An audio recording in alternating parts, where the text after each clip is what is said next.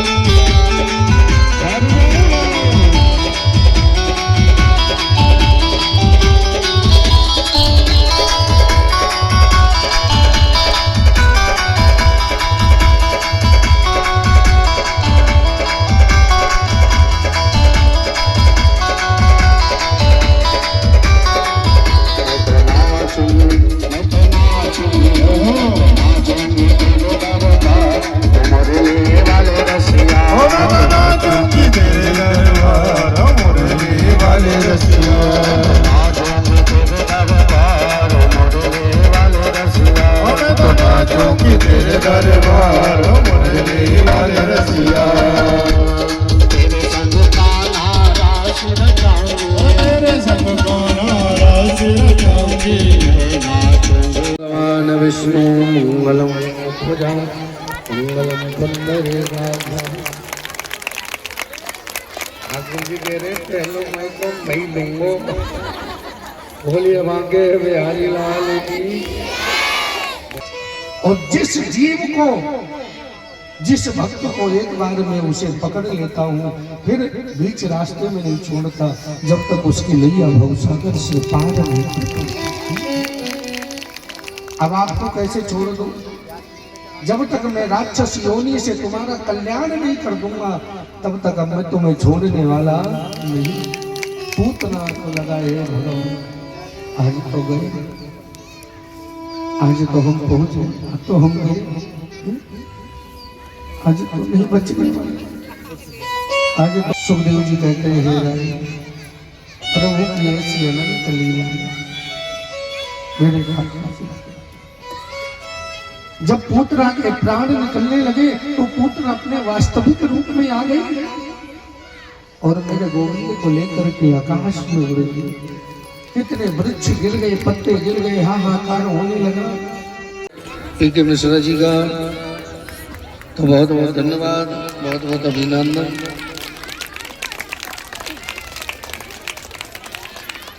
जय जयकार हो। 2 शब्दों में भाव प्रदान करेंगे।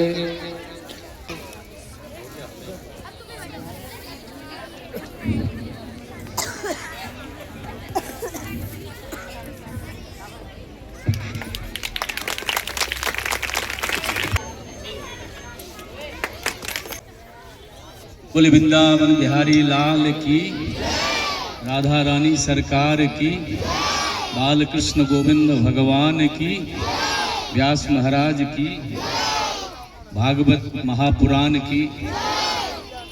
सर्वप्रथम व्यास महाराज जी ने कहा है कि 2 मिनट, अब घड़ी देखिए।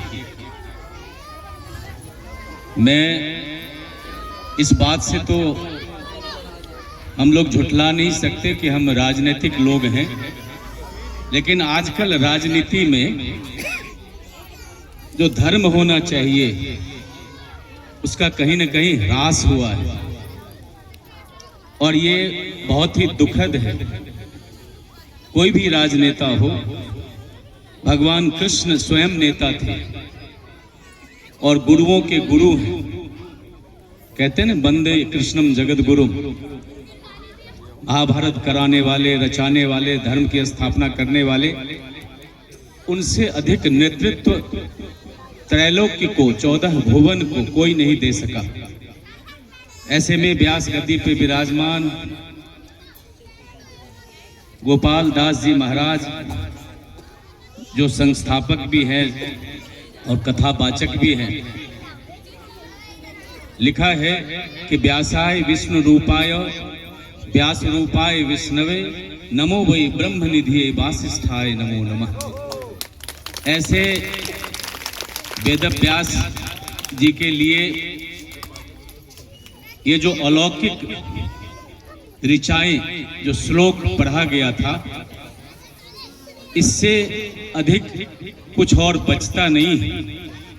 ऐसे में ये भी विचार हुआ था कि व्यास गद्दी पे कौन व्यक्ति बैठने योग्य है।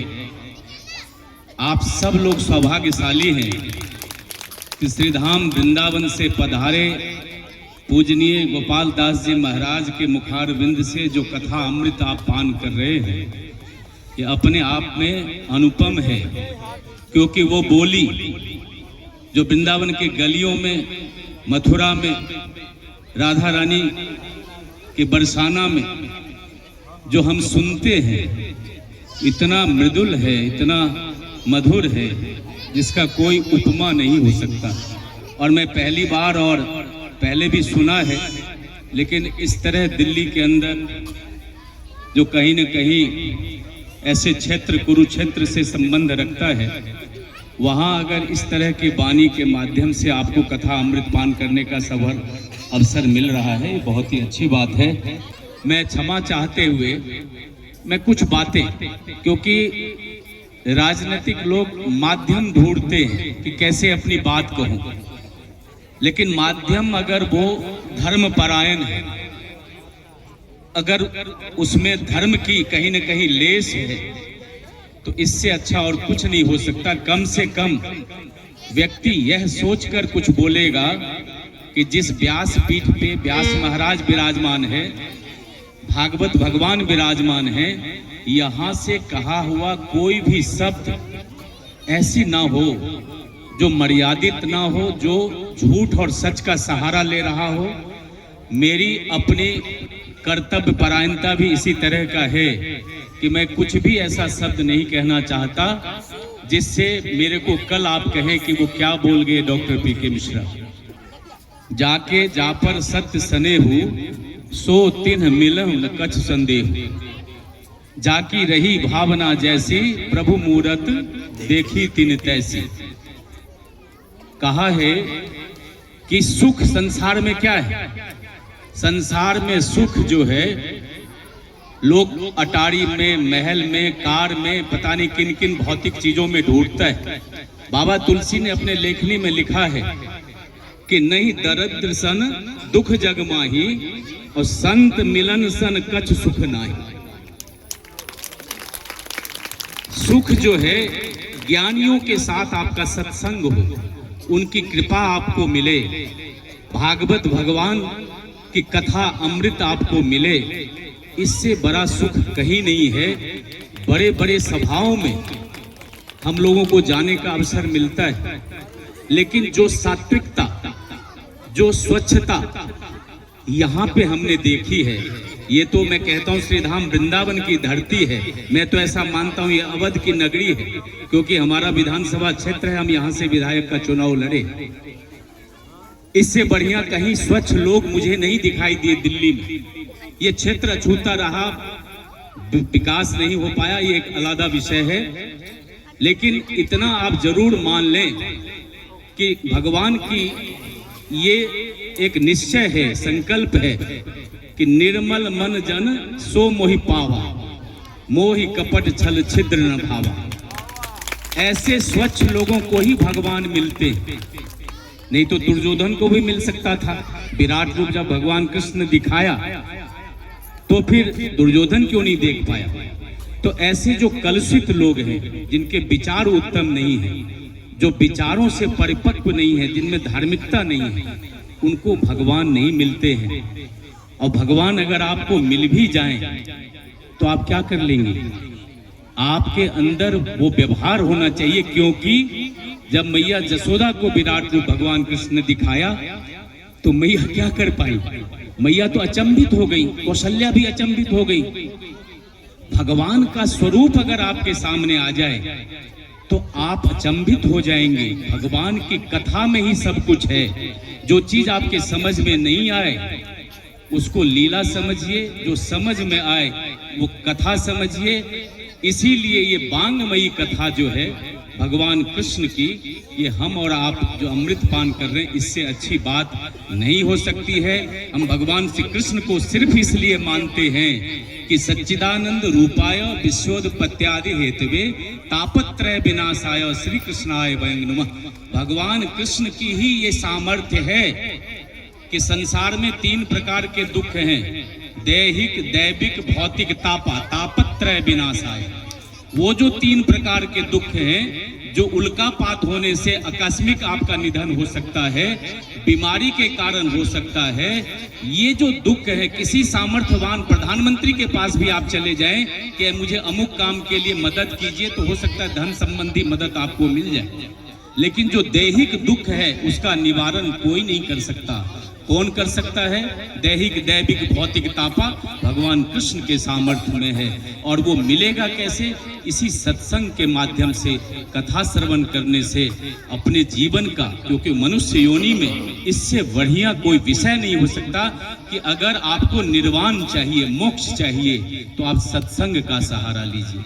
हम और सब आप भाग्यशाली हैं कि यहाँ इस पावन पवित्र स्थल पे भागवत भगवान की कथा श्रवण करने का मौका मिला है। और इसीलिए मैं भागवत भगवान को प्रणाम करने के साथ साथ व्यास जी को प्रणाम करते हुए आपको एक बात कह के जा रहा हूं, और इस मंच से कहना चाहता हूं कि मैं जब विधायक का चुनाव लड़ने आया था तो मैंने एक निश्चय किया था कि जीत और हार तो ऊपर वाला जाने और आपके वोट की शक्ति है। लेकिन मैंने ये प्रण किया था कि आज से पहले बहुत सारे लोग जो चुनाव 1993 से यहाँ लड़ते आ रहे हैं, वो यहाँ टिके नहीं, आपके सुख दुख का भागी नहीं बने। मैं चुनाव हार के भी आपके बीच में हूँ, और मेरी वो शक्ति भागवत भगवान की कृपा से और व्यास महाराज जी के आशीर्वाद से, ऐसा आपके आशीर्वाद से अख्तियार है कि आपके जो विधायक हैं, सौभाग्य से वो मंत्री भी हैं, लेकिन करावल नगर क्षेत्र जिसका नंबर 70वां है, पूरे दिल्ली में 70 विधानसभा में ये अंतिम विधानसभा है। इस अंतिम विधानसभा को महात्मा गांधी कहते थे अंतिम व्यक्ति तक सुख पहुंचना चाहिए, उसकी समस्या का निदान होना चाहिए।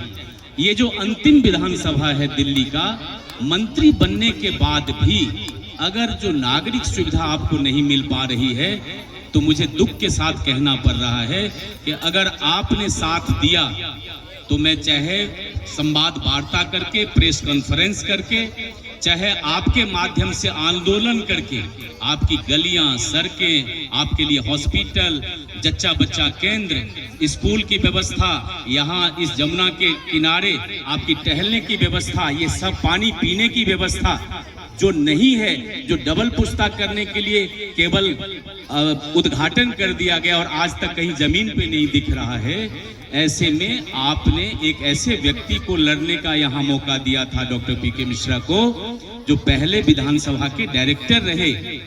और मैंने इन चीजों को बहुत अच्छे से देखा है, मैंने पीएचडी कर रखी है, तो मैं ये कहना चाहता हूँ, उम्र भी है, अनुभव भी है, तो मैं जानता हूं कि काम कैसे कराए जाएंगे। हमें आपने जिताया नहीं है, लेकिन फिर भी अगर मैं आपके साथ में हूं तो मैं सिर्फ इसलिए हूं कि करावल नगर क्षेत्र का संपूर्ण विकास होना चाहिए। और अब कब होगा? अगर ताकत होने के बाद भी विधायक जी नहीं ध्यान करेंगे तो आपको और हमको इसी तरह छल करके जो आपकी कीमती बहुमूल्य वोट है वो पा जाएंगे और फिर आपको सुविधा नहीं मिलेगी। तो इसमें मुझे थोड़ी सी तकलीफ जरूर महसूस होती है। मैं आपके बीच में हूँ, आगे भी आता रहूंगा।